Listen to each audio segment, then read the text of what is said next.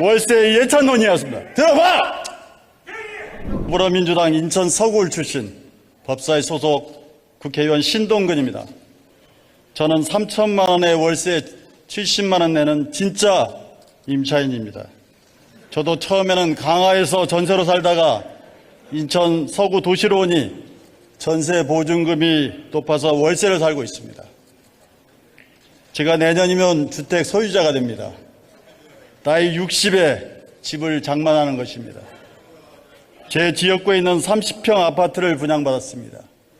분양받은 집을 담보로 70% 은행 대출을 받아 중도금을 치르고 있습니다. 저도 월세보다는 전세를 선호했습니다. 월세를 내는 것이 부담스럽기 때문입니다. 앞으로 전세가 줄어들까 봐 걱정하시는 분들 마음 충분히 이해합니다. 새로운 제도 도입에는 다소 혼란이 따르게 마련입니다. 국민 여러분의 걱정 최대한 덜어드리기 위해서 최선을 다하겠습니다. 미래통합당이 전세괴담을 퍼뜨리고 있습니다. 근거 없는 공포감을 불러일으키고 있습니다. 어차피 전세 시대가 이제 가게 되는 것이다. 전세는 하나의 옛날 추억이 될 것이다. 2016년 2월 23일 국정과제 세미나에서 박근혜 전 대통령이 한 말입니다.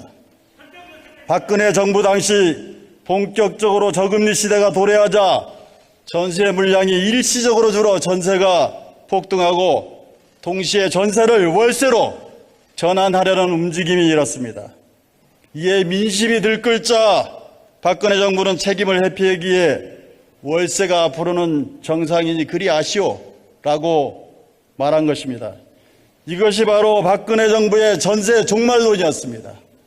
월세 예찬론이었습니다. 들어봐! 불과 3년 전의 일입니다.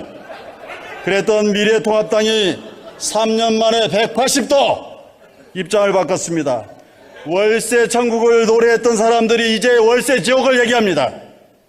어떻게 이제 와서 입에 침도 안 바르고 다른 말을 할 수 있습니까?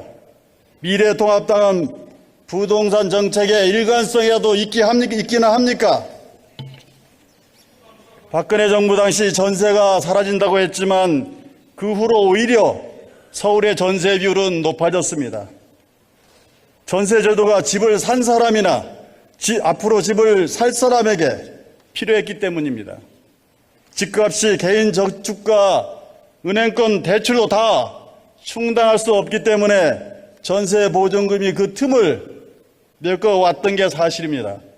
올해 3월 서울 부동산 정보광장이 발표한 자료에 따르면 서울 아파트 전세 거래 비중이 2015년 65.3%에서 2019년 72.4%로 증가했습니다.